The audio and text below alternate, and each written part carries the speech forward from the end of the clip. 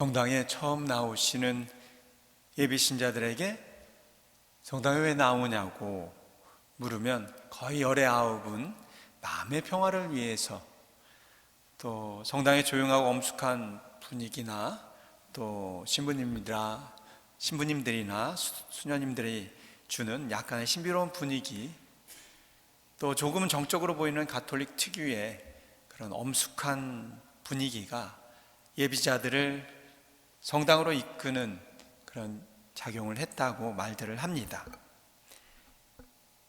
대체로 우리 교회가 그분들에게 안정된 느낌을 주고 있다는 것이죠. 사실 삶의 무게가 무거운 현대인들에게 교회가 어느 정도 쉼터의 역할을 하는 것은 좋은 일이고 또 마땅한 일이겠죠. 그러나 이 쉼의 의미가 새로운 도약과 창조를 위한 쉼이 아니고 단지 그런 편안하고 안정된 느낌이라든가 그런 분위기의 수준에만 머문다면 그것은 사실은 종교로서의 그런 제 역할을 하지 못하게 하는 것이 아닐까 싶습니다.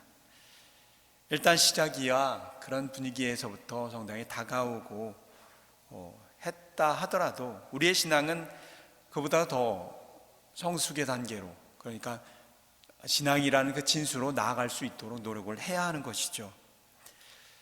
일에 지친 사람에게 하루 종일 쉴 수 있는 시간이 주어져도 사실은 어느 때는 하루 종일 잠만 잔다 하더라도 오히려 더 쉬지 않은 듯한, 더 머리가 무거워지고 몸은 무거워진 듯한 그런 느낌을 가질 때도 많이 있습니다.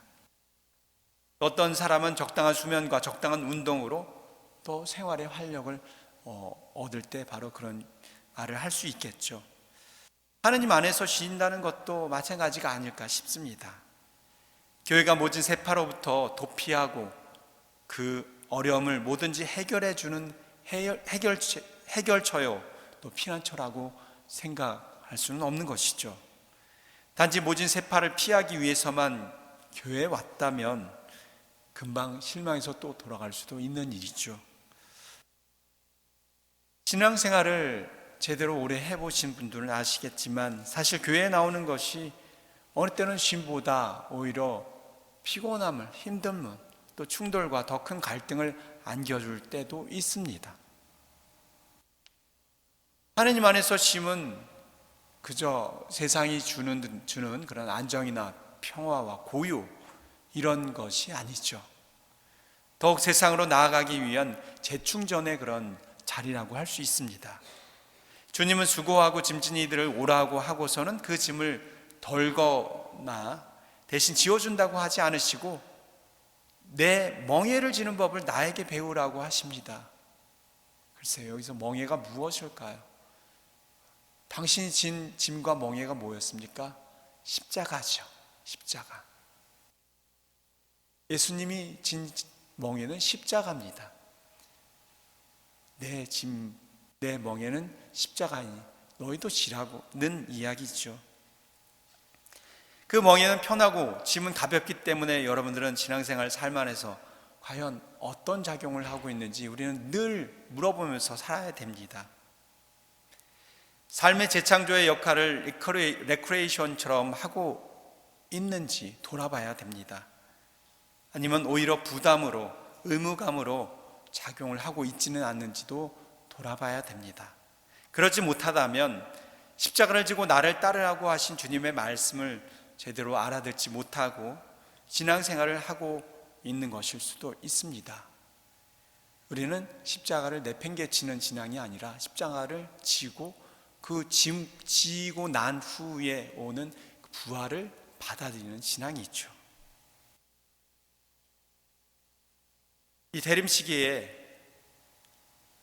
십자가로 하나를 또 작용하는 것은 또 판공이죠. 판공성사. 고해성사 보는 거 좋아하지 않습니다. 하지만 성사를 보고 나서 나에게 주는 그런 평화와 또 행복은 이루 말할 수 없습니다. 하지만 보기 전까지는 죽어도 보기 싫습니다. 작게는 바로 그런 판공성사를 생각해 보면 이해할 수 있을 것 같아요.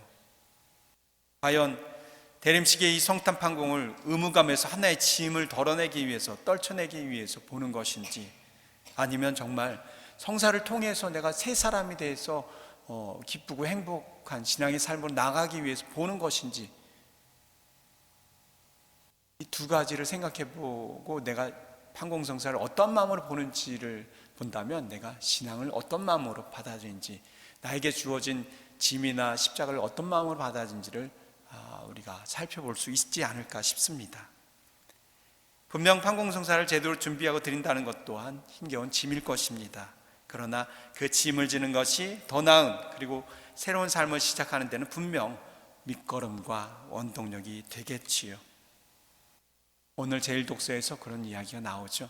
젊은이들도 청년들도 또 모든 사람들이라면 피곤해서 지치고 비틀거리기 마련이지만, 주님께 바라는 이들은 새 힘을 얻고 독수리처럼 날개치면서 한 단계 한 단계 힘들고 한 단계 한 단계 어려워도 더 올라간다고 나옵니다.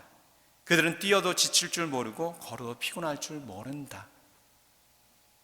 과연 우리는 주님께 바라고 살았는지, 아니면 제가 주일 때 말씀드린 그 이야기처럼 주님께 바라는 것이 아니라 나에게 바라고, 나의 나라에게 바라고, 나의 욕망과 욕심에게 바라고 살았는지는 않았는지 돌아봐야 됩니다. 정말 주님께 바라면서 살아간다면 오늘 들은 제1독서에서도 말씀 나왔듯이 지치지 않고 치고 올라갈 수 있습니다. 과연 나의 신앙은 어땠는지 제가 돌아보기로 합시다. 아멘.